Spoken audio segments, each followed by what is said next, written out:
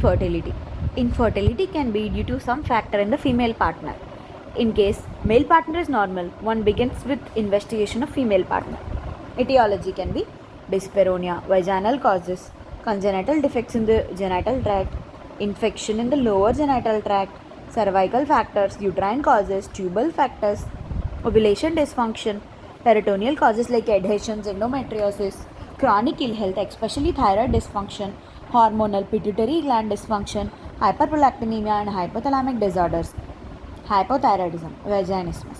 It is regarded as the hyperesthesia which leads to spasm of sphincter vaginae, levator ani muscles during the attempted coitus or when an attempt is made to examine the patient vaginally. The primary vaginismus, there is no organic lesion present, whereas in secondary vaginismus, some obvious painful lesion in the region of genital area can be found on examination. In primary vaginismus, when the patient is being examined and an attempt is made to inspect the vulva by separating the labia, a muscle spasm is induced whereby the thighs are drawn together and the levator muscles become tonically contracted and patient cries out and endeavors to push the medical attendant away from her. In secondary vaginismus, a minor degree of spasm is induced by painful local lesions such as small infected laceration of the hymen, urethral calicle, vulvitis or a sequel of vaginal operations for the repair of prolapse. As a result of operation, the caliber of the introitus and the vagina is narrowed. The operation scar is naturally sensitive for some weeks after the repair, and premature attempts at coitus are painful. It is thus easy for organic dyspareunia to lead to a protective spasm in order to avoid the pain of coitus. The spasm is not unlike that seen in primary vaginismus, although it is never the same degree. Typical primary vaginismus always has a psychoneurotic basis. Frequently, history of mental trauma during adolescence can be traced. Treatment. The first essential treatment is to win the confidence and cooperation of both husband and wife interviewed separately. It demands great tact and experience. Once the confidence is won, true cause of the trouble will usually be disclosed, and simple instruction in the rectification may often suffice. If the patient is obsessed with the idea that her genital tract is maldeveloped, she should be examined under anesthesia. At this examination, the normality of her lower genital tract is confirmed. The vagina is stretched to 3 fingers, after which a large plastic dilator is inserted. When the patient recovers from anesthesia, this large dilator is removed, and its visual presence demonstrates to her beyond argument that her vagina is of normal capacity. She is then instructed by demonstration to pass a slightly smaller dilator and is supplied with one to be introduced at will every day at home to gain enough confidence and overcome any unfounded fears. The regular passage of dilator should convince her that there is no obstruction to coitus.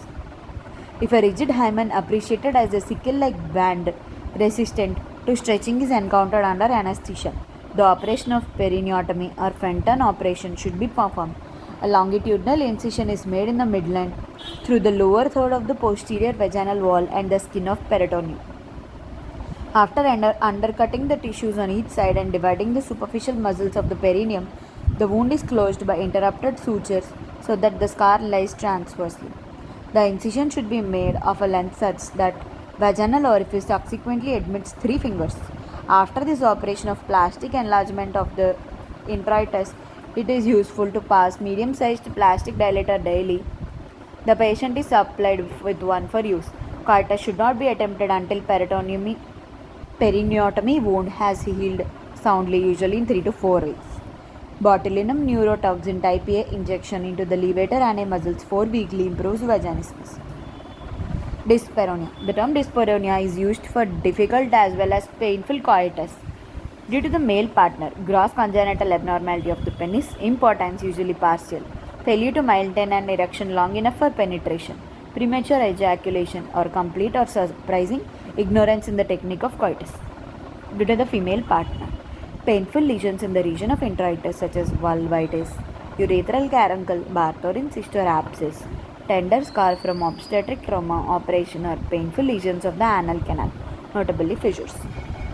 Obstructive conditions at the vaginal introitus are rigid imperforate hymen and painful caruncle myritriformis giving rise to spasm.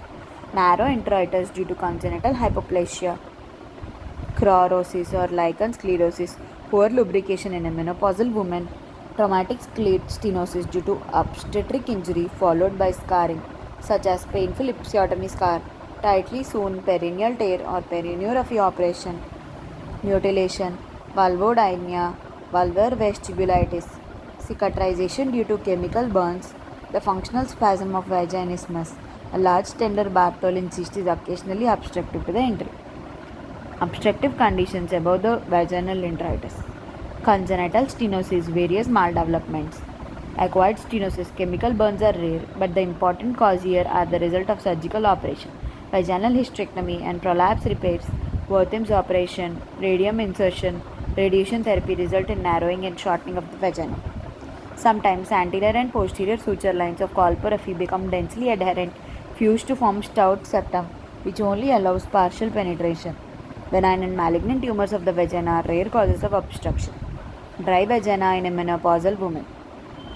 Uterine conditions which are not obstructive but because they are painful gives rise to collision dyspareunia. Cervicitis. Chronic inflammatory lesions of the cervix associated with parametritis can cause pain. Deep dyspareunia is due to chronic parametrial scar. Adenomyosis uterus, a fixed retroversion associated with chronic pelvic inflammatory disease. Lesions of the uterine appendages are prolapsed ovaries associated with retroversion cause deep dyspareunia. Acute chronic salpingo-oophorytis, endometriosis of pouch of Douglas, vaginal septum, and uterosacral ligaments. Extragenital lesions in the bowel, such as diverticulitis of the sigmoid colon, usually adherent to the left appendages and uterus and cystitis. Investigations are superficial. Clinically, dyspareunia is divided into superficial and deep-seated or postcoital dyspareunia. Superficial is said to be when the pain occurs when the penetration is attempted and the causative lesion is therefore to be expected at or near the introitus. Deep-seated when the pain is not associated with penetration but is felt only after this has occurred and is usually localized in the depth of vagina. Postcoital dyspareunia, a less well-known entity, sometimes associated with deep-seated variety. Here the patient complains of aching soreness which lasts for several hours after the completion of the act. Deep-seated dyspareunia is usually organic, associated with ovarian pathology such as prolapsed tender ovaries in association with retroversion, endometriosis or chronic PID. Treatment. It consists of dealing with the cause. Local abnormalities at the vulva can usually be cured by appropriate treatment, but when dyspareunia is caused by abnormalities in the pouch of Douglas, abdominal operation is necessary. Ovaries may be freed from adhesion. Endometriosis, chocolate cysts can be excised. The uterus is fixed in position by anteversion by an operation of ventrosuspension.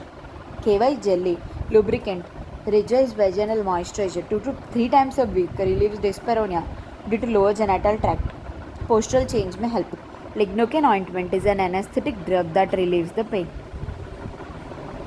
Genital defects in the genital tract, absent or septate vagina, hypoplasia and absent uterus are obvious causes leading to sterility.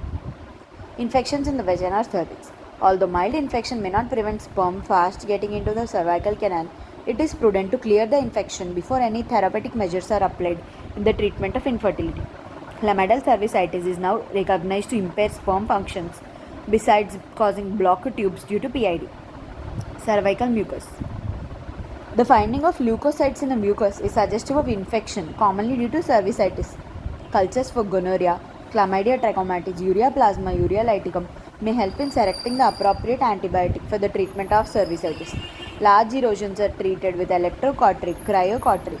Post-treatment repeat. Postcoital test often shows marked improvement. Non-motile, non-progressively motile sperm showing shaking pattern are highly suspicious of percentage of sperm antibodies and immunological cause. If an immunological cause is suspected, the patient's serum cervical mucus can be examined for the presence of anti-sperm antibodies. If the cervical mucus is found to contain anti-sperm antibodies, the couple is advised to use a condom or diaphragm as a barrier method for 3 months. During this period, the antibodies gradually disappear, and once the mucus is found to be normal, conception is attempted. The presence of semen antibodies has a poor prognosis. IUI, IVF or gift technique is offered. Cervical factors. Cervix has an active role in the physiology of conception. The position of the cervix, patency of the cervical canal facilitate the entry of sperms into the uterine cavity. The cervical canal acts as a sperm reservoir. Capacitation of sperms occur here. The cervical mucus is alkaline and is suited for semen.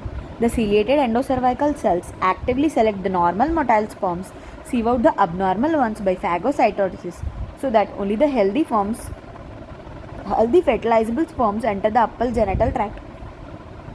The cervical mucus at ovulation exhibits characteristic changes which help in easy sperm penetration. These cervical factors are responsible for about 5% of infertility. Uterine causes. Hypoplasia, malformed uterus, incompetent os cause habitual abortion more often than infertility. In pelvic tuberculosis, in addition to blockage of the tubes and endometrial tuberculosis cause